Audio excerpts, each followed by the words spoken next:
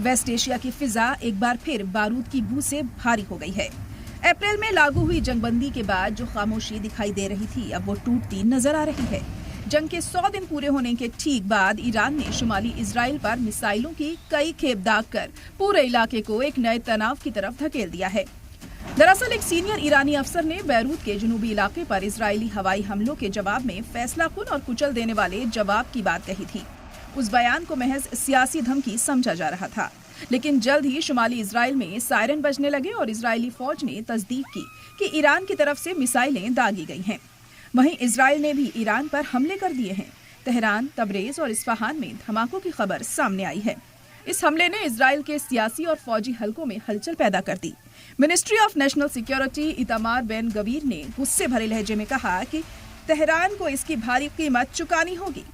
अब वहीं Israel defence forces के तर्जुमान ने इसे ईरान की संगीन गलती बताया है। The Iranian terror regime had made a grave mistake when, yet again, it chose terror. The regime is trying to create a new equation when it carries out direct fire into our territory in response to IDF attacks in the Dahieh. We will not allow it. दूसरी तरफ Tehran अपने कदम को जायज ठहरा रहा है।